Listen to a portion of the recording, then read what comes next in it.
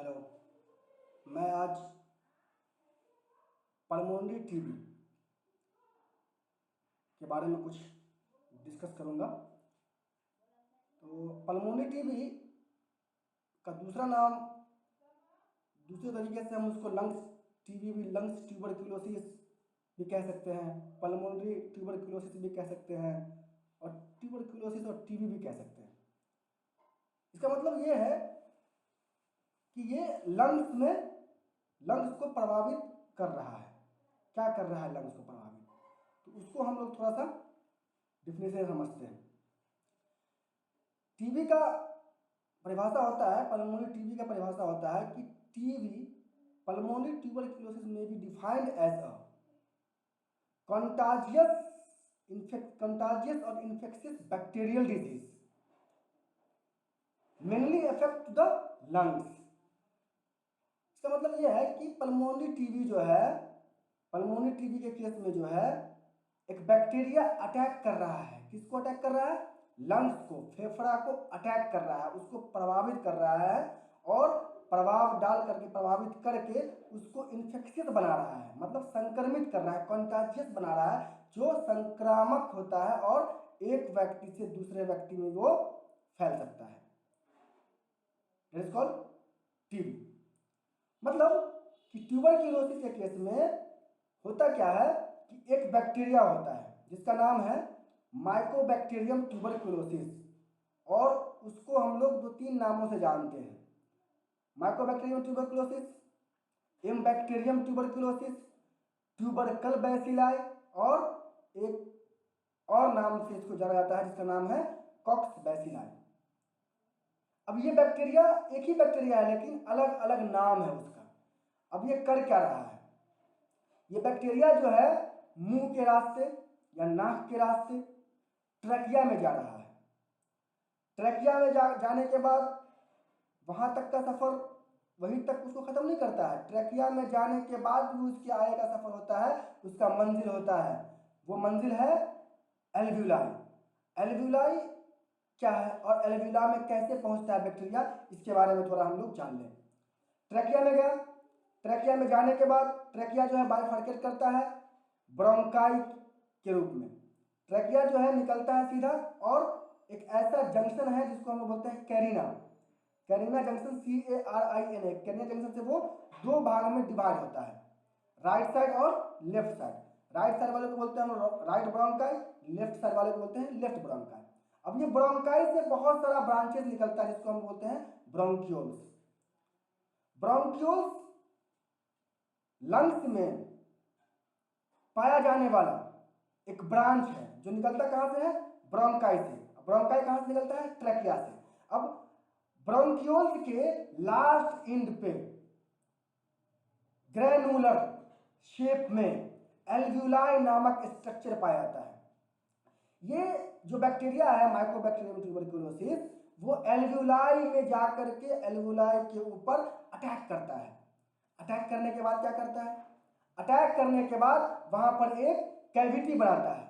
Cavity का मतलब होता है गड्ढा बनाता है। गड्ढा किस रूप में होता है? घाव के रूप में होता है, जख्म के रूप में होता है, वुंड के रूप में होता है, इन्फ्लामेशन के रूप में होता है। अब वो गड्ढा है, दैट इज कॉल्ड कैविटी। अब वो गड्ढा बना कैसे है? तो फाइबर को डिस्ट्रॉय किया है, फाइब्रस टिश्यू को डिस्ट्रॉय किया है, इसलिए उस गड्ढे का नाम हो गया फाइब्रस कैविटी। फाइब्रस कैविटी को हम ऐसे जान सकते हैं कि घर है। किसका घर है?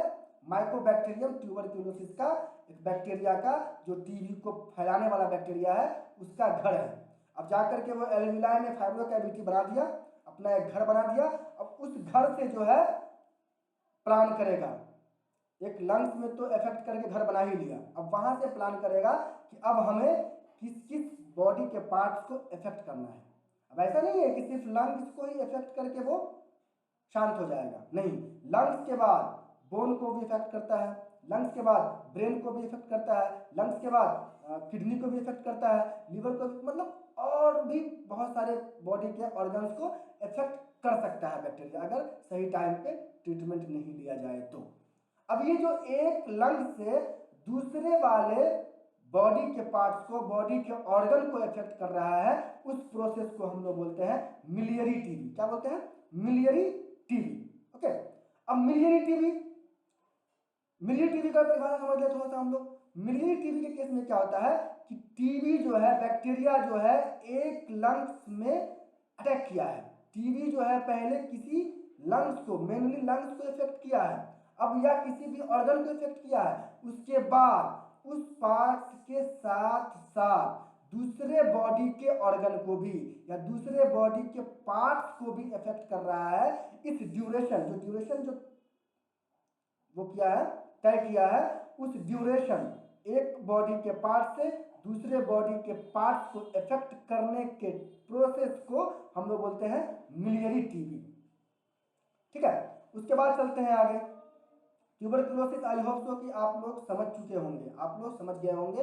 अब ट्यूबरक्लोसिस के थोड़ा सा साइन एंड सिम्टम्स के बारे में डिस्कस कर लें।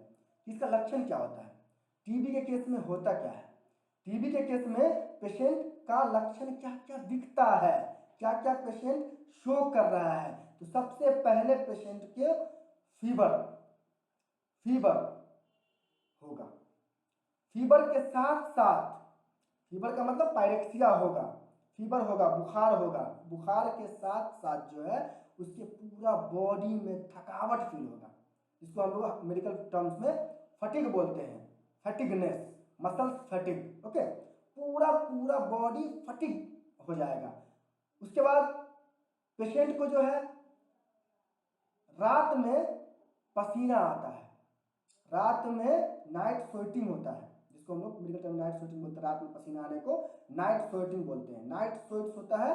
उसके बाद तीसरा क्या है कि पेशेंट को चेस्ट पेन, लंग्स में अगर टीबी है तो चेस्ट पेन हो रहा है, shortness of breath, difficulty in breathing, ठीक है, dyspnoea, shortness of breath dyspnoea कहेंगे, और डिफिकल्टी इन ब्रीदिंग ऑर्थोपनिया बोलेंगे। डिफिकल्टी इन ब्रीदिंग कब होगा, पेशेंट जब सुपाइन लाइन में सोया हुआ होगा तब पेशेंट को जो है सांस लेने में कठिनाई होगी, दैट इज कॉल्ड ऑर्थोपनिया। उसके बाद मोस्ट कॉमन सिम्टम्स है उसका हिमोप्टिसिस, या किसी लेक्चर से सुनिएगा हिमोप्टाइसिस।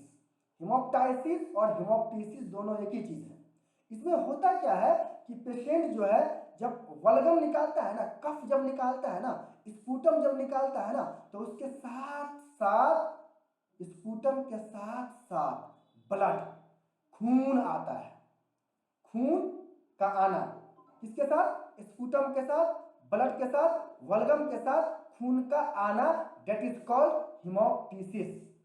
हिमोप्टिसिस, अब बोलिएगा सर हिमोप्टिसिस खून क्यों आएगा उसके अंदर से, कफ के अंदर से? तो आपको पहले ही बताया जा चुका है कि फाइब्रोकैविटी एक घाव है, गड्ढा बनाया, गड्ढा किसको काट के बनाया, किसको तोड़ के बनाया, किसको डिस्ट्रॉय करके बनाया, तो वो फाइब्रस टिश्यू को डिस्ट्रॉय करके एक फाइब्रोकैविटी बनाया। और आप लोगों को पता होना चाहिए कि एक घाव में पस भी होता है और खून भी होता है, डेड ब्लड। अब जो खून जो है वो पेशेंट खखार कब करेगा, पेशेंट का कफ कब बाहर आएगा, जब पेशेंट जो है खांसेगा, छींक कर खांसेगा, जोर से खांसी उसकी होगी।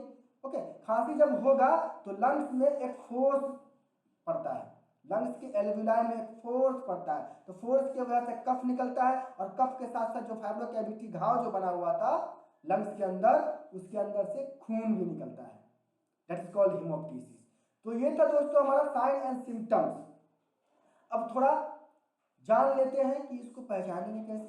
तो पहचानने के लिए बहुत ज़्यादा परेशानी की जरूरत नहीं है, परेशानी झेलने की जरूरत नहीं है।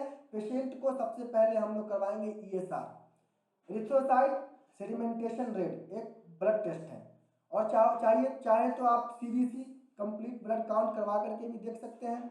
उसके बाद एक्सरे, सबसे अच्छा व्यूज है एक्सरे व्यूज, AP व्यू और PA view, antero posterior views और पोस्टेरो एंटीरियर व्यूज। आप एंटेरो पोस्टीरियर व्यूज में चेस्ट एक्सरे में हम लोग उसको देख सकते हैं, किसको, ओपैक साइन को, opaque sign, Ghon's complex. Ghon's complex और ओपैक साइन क्या होता है, Ghon's complex and opaque sign जो है एक स्पॉटलाइट स्ट्रक्चर, गोल राउंडेड सर्कुलर स्ट्रक्चर, धब्बा टाइप का, वो लंग्स के अपीयरेंस पे दिखेगा। मतलब लंग्स जो है उस पे चेस्ट एक्सरे के फिगर पे लंग्स पे वो डॉट डॉट बहुत सारा दिखेगा। एक ही जगह पर नहीं दिखेगा, एक ही जगह पर अगर दिखेगा तो वो कैंसर का केस हो सकता है।